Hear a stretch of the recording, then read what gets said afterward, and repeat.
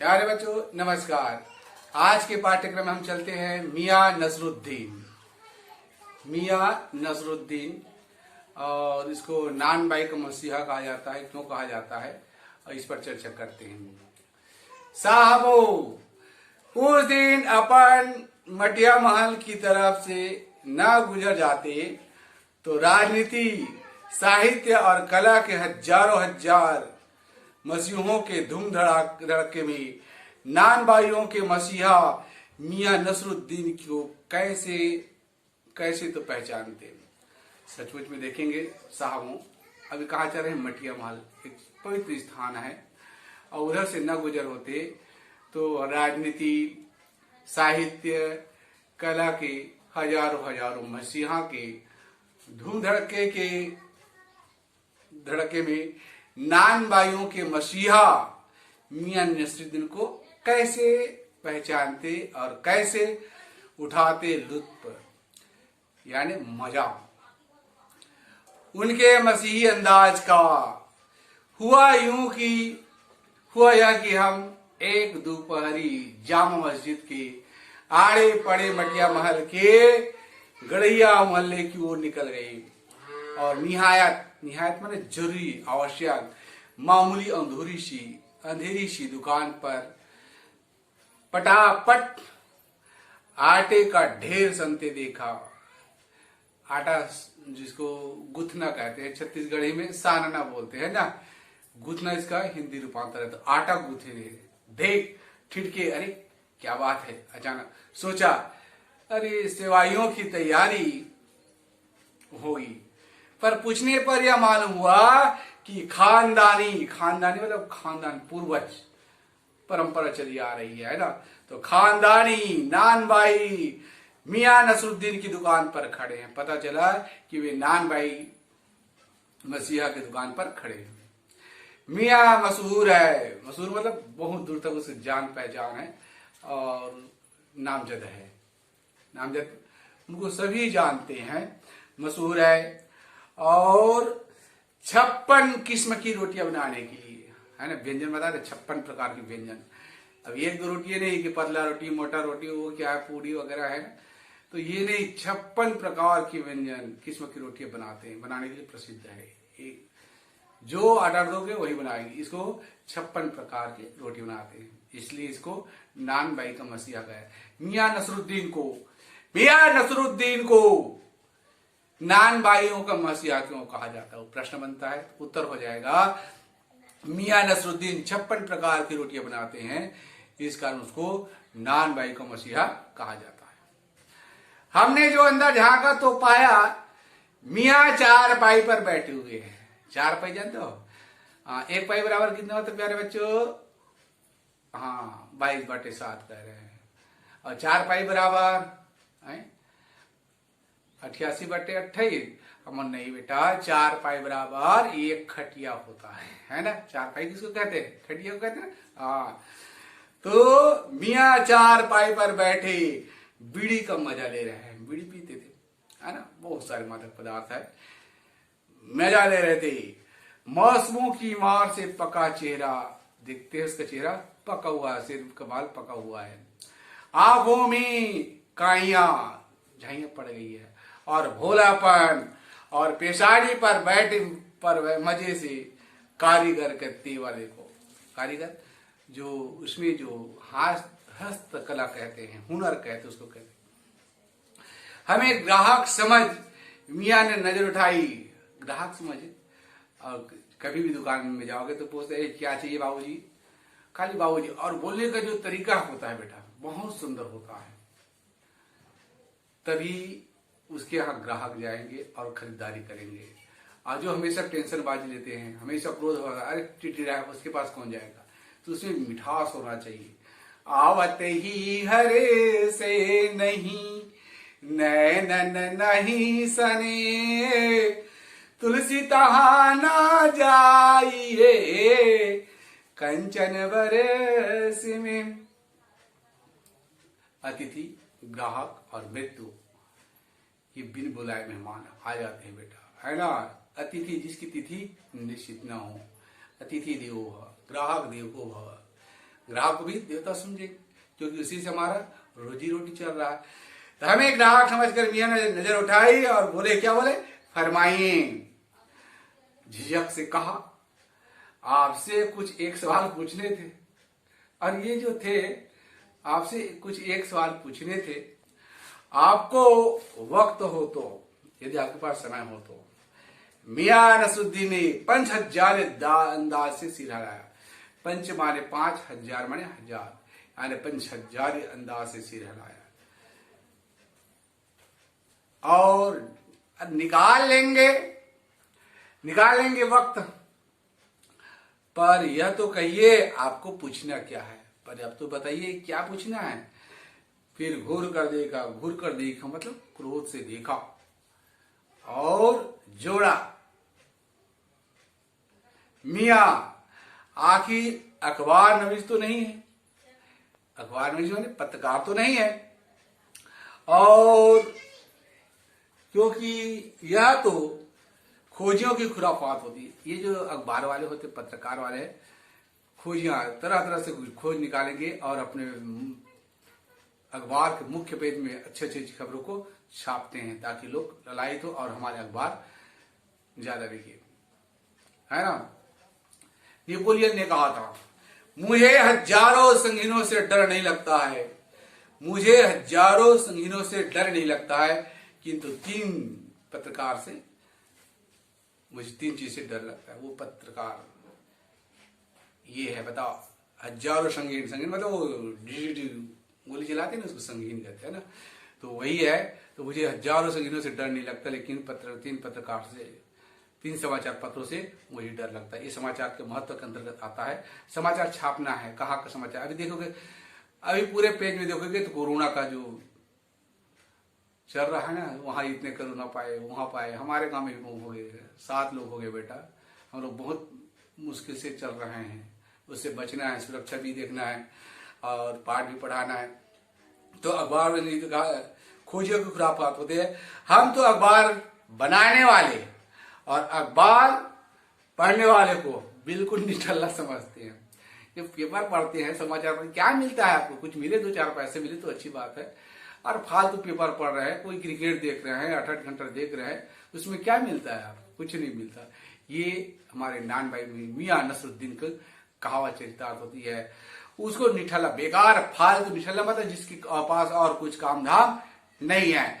हाँ, काम काजी आदमी को इससे क्या लाभ है ना।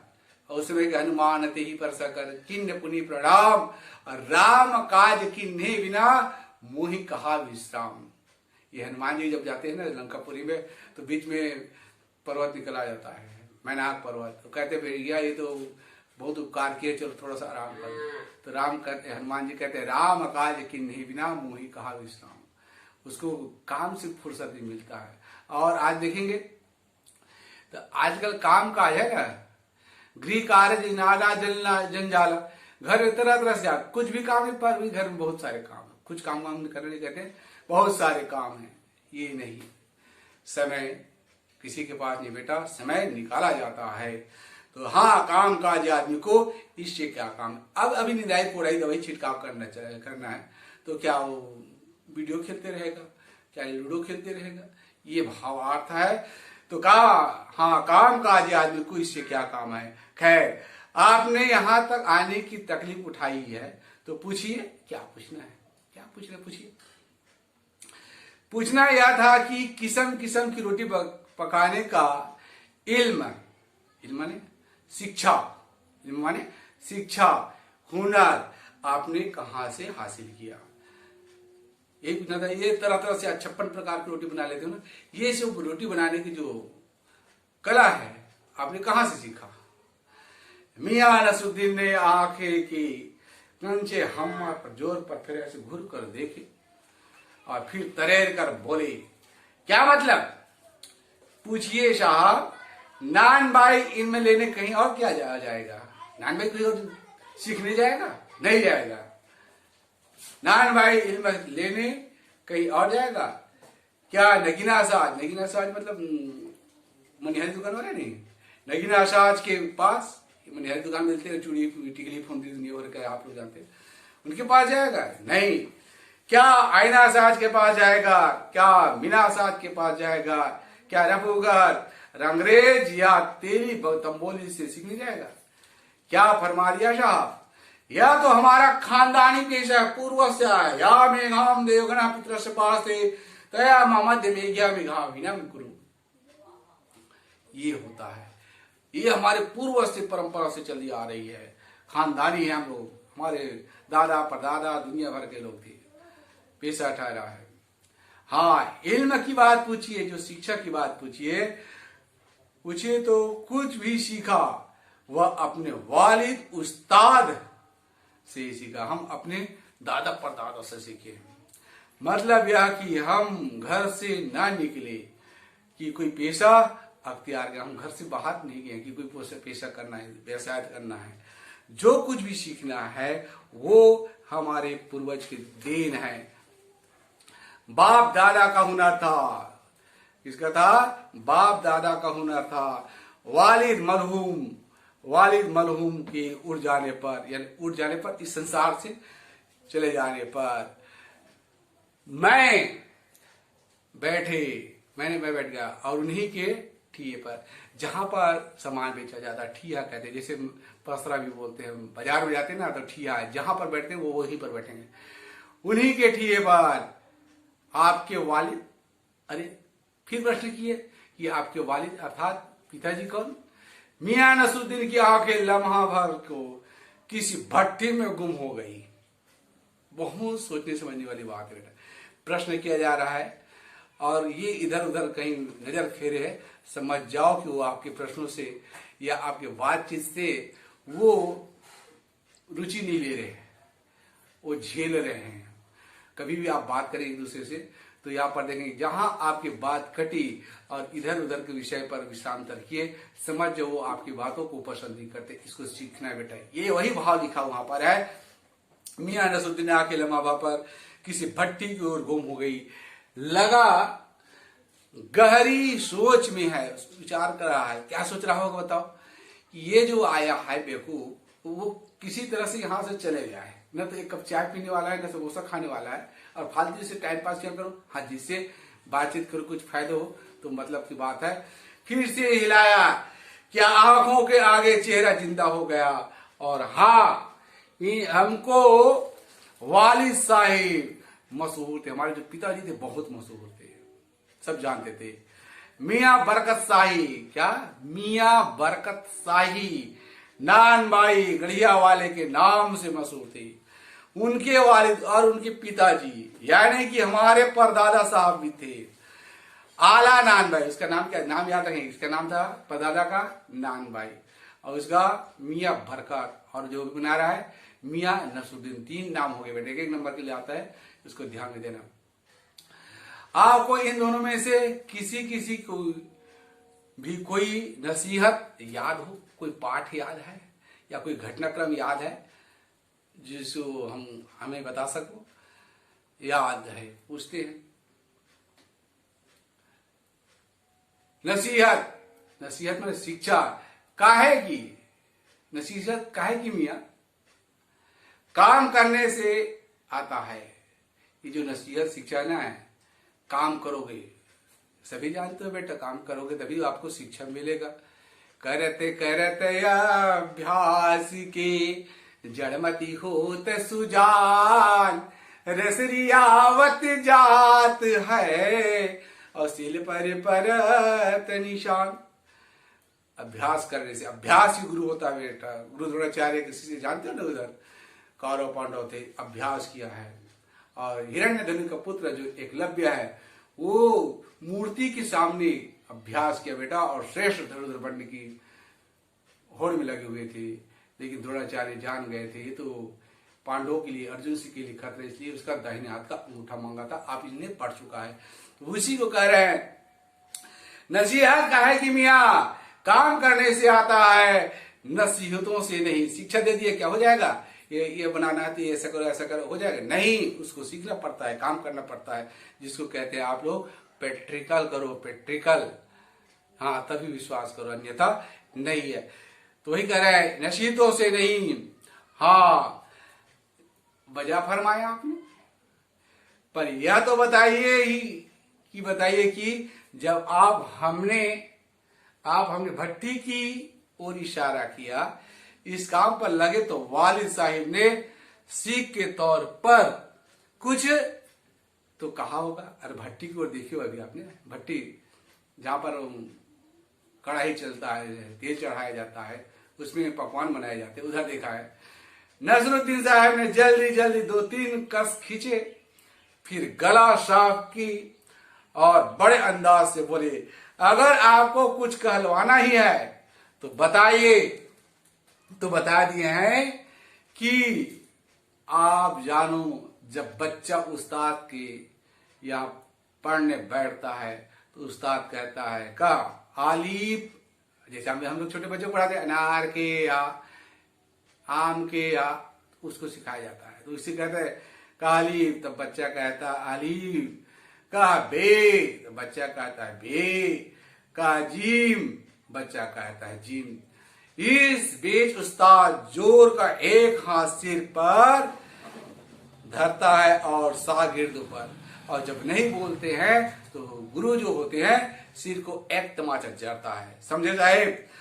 एक तो पढ़ाई ऐसी, और दूसरी बात बीच में छोड़ सामने से गुजरते मीर साहिब को आवाज दे डाला, और इसी पढ़ा रहे थे। एक जाए, ओ मीर साहब क्या हाल चाल है? को भाई मीर साहिब सुबह ना आना हुआ? पर क्यों? अरे सुबह नहीं दिखाई दी, क्या बात है? मीर साहिब ने सीधे लाया, मियाँ अभी लौट के आते हैं तो बतावेंगे। ये दूसरी बार, पहली बार जब बातचीत की तो भट्टी को देखा, और दूसरी बार जबरदस्ती को जो मीर साहब आए, ओ मीर साहब भाई कहाँ से आ रहे हो? अरे वो कहा खेत में दवाई छींटने गया था। नहीं, तो उसी तरह से यानी उनकी बातों पर कोई असर पड़ना, वो फालतू बकवास कर रहे हैं और उससे हटाना चाह रहे हैं, ये उद्देश्य रहता है, और इसी को अनुभव करना रहता है। आप दूसरी पढ़ाई की बात कुछ कह रहे थे, दूसरी पढ़ाई की बात कुछ रहे थे ना। इस बार मियां नसरुद्दीन ने यूं सी हिलाया कि सुकरात हो, जानते हो सुकरात गुरु।